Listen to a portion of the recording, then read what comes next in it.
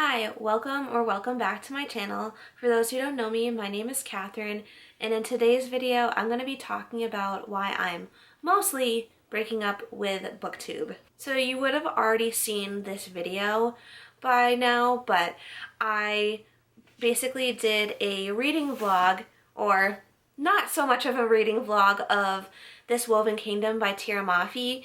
I ended up DNFing this book, which DNF just means do not finish, so I didn't finish this book. And essentially why that is because I feel like the book talk, bookstagram, and booktube communities, at least for the most part, for like the mainstream aspect of it, recommends books that I've honestly just been super disappointed with. This book is so misleading. It is a young adult book, it's fantasy, and it's essentially about this girl who's a part of this Jinn kingdom. That's what the kingdom is called. It's called Jinn, Jinn, and essentially it's been taken over by this other kingdom, and they're basically suppressed to become like servants and stuff like that, and essentially there's like a romance in it and stuff like that, but I DNF'd it at 10%, which is about 50 pages into the book. So I don't know honestly like where it goes, but from the synopsis it basically assumes or preludes or makes you think that the Jinn kingdom is going to make a comeback and like basically like rule the people again. It does not tell you, though, that this Jinn kingdom was the kingdom of the devil and Satan. And basically, I just felt like this book really glorified Satan and, like, the devil. And, like, I, as a Christian, can't get behind that. And I couldn't continue reading on with the series thinking that this Jinn kingdom that's ruled by the devil is going to come through to fruition and like be the rest of the series. This is a series. I think there's like 3 books in this series if I'm not mistaken. And it just felt very demonic to me. And that's why I couldn't get behind this book. But this is like basically the last book that I've read that has been a part of this like mainstream BookTube community of like recommended books that I've, added to my TBR or to be read list. And this is not just like the only book that I've read that has been a part of this whole disappointment of books from the BookTube or Book Talk or Bookstagram community, the mainstream aspect of it. Like I'm really disappointed with Colleen Hoover books. I'm really disappointed with this book that I just read called The Silent Patient. I'm sure you've heard of it. There's plenty of other books by Christina Lauren that I've read, including Love and Other Words, that have just disappointed me, along with The Honeymooners by them as well. There's a whole list of books that I've read from the mainstream BookTube community that I just have been so disappointed with. Not just for, like, the demonic aspects that I've noticed in some of them, but also like just the spiciness and the sexual content in them. I'm not looking down upon people who like spicy content or like the sexual content in books. I'm not judging you by any means, but at the same time, like as a Christian, like I'm waiting for sex when I'm married. And I have not waited in the past. I have had sex before marriage, but now I'm choosing to wait. And I've had sexual sin in the past, not just sex before marriage, and it's just something that I feel really convicted on. And after being saved and believing on Jesus as my Lord and Savior, I just felt super convicted about reading books with sexual content in it and being considered spicy. I have read books, obviously, for example, Colleen Hoover books that have sexual content in it that make me feel tempted to do that kind of stuff again. And I just don't want to put myself in a situation intentionally to sin in that way anymore. And that just goes with like any sin. I don't want to put myself in situations where it's causing me to sin, and I want to be more like Jesus every single day. And that includes when I'm reading books. And even though books are, or reading in general, is a hobby for me, I want to make it as enjoyable as possible, as well as glorifying to God. So there was a book that I just recently read just before this Woven Kingdom, and it's called Where the Lost Wander by Amy Harmon. And I gave this like literally 6 stars. It's way above 5 stars. It's a 6-star read for me. And even though Amy Harmon doesn't consider herself a Christian fiction author, and this technically isn't considered a Christian fiction book, it does have a lot of Christian aspects to it. And it talks about God, it talks about Jesus, people pray together, people learn to trust in God on this like long journey to California on the Oregon Trail.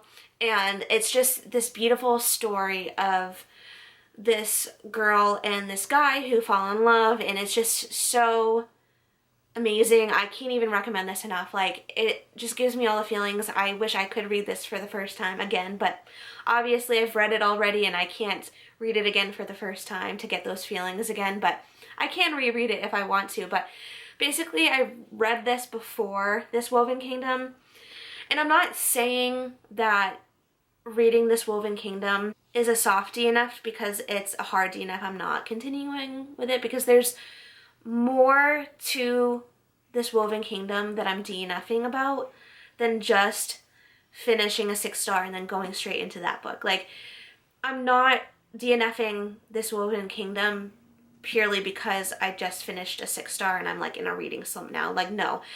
There are other reasons other than finishing a 6-star read that are in this book that I just simply don't agree with as a Christian. So this is just like a hard lesson for me that I feel like God was like, okay, Katharine, this is like the last straw for you for like mainstream fiction books. Of course, like every once in a while I'll probably pick up like another secular fiction book, but only if like I know for certain that it's like not gonna contradict my beliefs as a Christian. And it's not just because like I'm like a crybaby or like I can't handle things that are made up. This like crosses a line of like making a mockery of Christianity and like the devil and Satan and stuff like that. That's like when I draw the line for for secular books. Like, if you're making a mockery and basically demeaning Christianity and like the devil and like basically glorifying Satan, that's where I draw the line. So that's with like a few other secular books that I've read too. So it's not just this book, but yeah, that's kind of like where I'm coming from in terms of like being fed up with secular fiction books. And I just want to be able to read books that I know are going to not be spicy, which means including sexual content. I also want to read books that have like not just like fluffiness, but like have actual depth to them. And then also like in everything that you do, like as a Christian, why wouldn't you want to do things that glorify God? Like, not just like when you go to church and things like that, but like even in your hobbies. Like, when I exercise, I'm glorifying God because I'm taking care of the body that God has given me. And even with reading, like, am I reading books that are glorifying to God? Like, I once asked someone from church, like, hey, like, what do you think of me reading Harry Potter books? Because that's like one thing that I've been struggling with. Like, I don't have a problem personally. I don't feel personally convicted with reading Harry Potter books. I draw the line, like I said, when it involves like making a mockery of Christianity and like basically glorifying the devil. Whereas like Harry Potter, I know, is just like make-believe. Do you know what I mean? And it doesn't have anything that's like outright demonic. Yeah, is it like witchcraft and wizardry and stuff like that? But like the spells that they cast in the books are not like demonic. It's more so like a war between good and evil, and it's like, oh, like, let me see if I can, you know, grow this plant or heal this person or something like that. It's nothing like openly demonic about it. So I don't see a reason behind like not reading the Harry Potter series. Like, I don't see any reasoning against reading them. Do you know what I mean? So like, I do read the Harry Potter books. I don't know if that makes sense. I don't know if what just came out of my mouth makes sense, but I basically read the Harry Potter books and don't feel convicted about not reading them.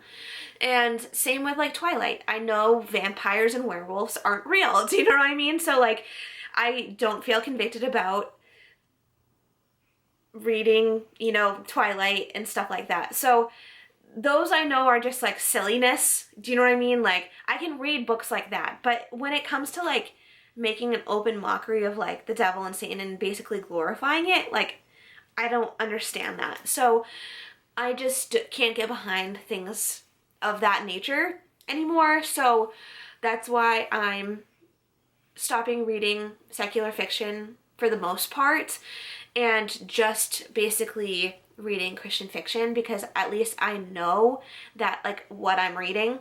And so like I was saying, like, I was talking to this guy from church. He's like someone older in the church that I trust his judgment. And basically I asked him like, hey, like, what do you think of like reading the Harry Potter books? He's like, I personally don't see any problem in reading the Harry Potter books, but like, make sure that like no matter what you do, not just in reading, but like even watching movies and any hobby that you have, or just anything in your life for that matter, if it doesn't glorify God, like, then why are you doing it? So that really stuck with me, and that like really hit home, because like, even though like, I don't think God's telling me to stop reading fiction books, because I truly believe that like God uses Christian fiction to reach people. And I think that I'm honoring God if I start reading more Christian fiction, because there's always like undertones of different meanings behind Christian fiction books. Even though like, if this certain Christian fiction book doesn't have like something blatantly obvious about the meaning behind it, at least like there's maybe like a hint or two at it. Like, maybe there's people praying in the book, or there's people supporting each other in hard situations. Like, at least like I can take something out of the book that I can apply to my real life, and it's still enjoyable for me. Like, I know these people aren't real. I know these people, it's just a story. Do you know what I mean? But like, at least I know like it's not going to lead me astray and like make me feel like I can, or that it's going to tempt me to do something that I don't want to do, or if it's making a mockery of like what I believe in. So that's kind of like where I'm coming from, and I hope this makes sense to you. I hope it does. Like, I sincerely hope this makes sense, and that's kind of like where the direction of like my YouTube channel is going to go. You're going to see a lot more Christian fiction recommendations from me, a lot more Christian fiction on my to be read list or my TBR. You're going to see a lot more Christian fiction books on my reading wrap-ups, and I'm actually thinking of doing more book content on this channel. If I'm being honest, I have been feeling like I should go in that direction, just because it's something that I mostly do, is read, and along with doing, you know, some more of the lifestyle things that I have been doing, but maybe like have that kind of on the side along with like the book content being like the main stuff that I'm putting out there. But yeah, that's where I'm coming from, and I honestly am really excited to basically like freshen up my to be read or my TBR list, because I do have a lot of books on my Goodreads like want to read list, which is like essentially their TBR or to be read list on that website. So I'm gonna go on Goodreads and basically just go through all of them and like remove things that I think would not interest me anymore as a Christian. And I also have to probably unhaul some of this physical TBR. I know I did an unhaul like not too long ago, like at the time of posting it, it probably was like about 2 months ago or a month ago that I did an unhaul of some books, but I'm probably gonna have to do another one. And then I know I also just did for Vlogtober like my current TBR, and I'm sad to say that's probably gonna change because I'm gonna unhaul a lot of books. I'm also going to, you know, of course, clear up my physical TBR. I'm gonna clear up my to be read list on Goodreads, and I'm just feeling sort of inspired and encouraged and, you know, motivated to start reading more Christian fiction rather than secular fiction. I know this is a bit of a talky video, but I hope you enjoy listening to me rant and ramble about like my feelings about just BookTube in general, like just the books that are recommended on the mainstream BookTube or secular BookTube community. I have been watching a lot of like Christian fiction YouTubers and following a lot of Christian fiction bookstagrammers and book talkers. So like I am just encouraged that there are, you know, Christian fiction influencers out there like doing the thing and like putting out content for the Christian community, and that there are books out there that can honor God and I can still enjoy reading. So that's what it is. I hope you enjoyed watching this video. I will talk to you guys soon, I'm sure. Make sure to do all the YouTube things that you know how to do, like, comment, and subscribe, and I will see you later. Bye!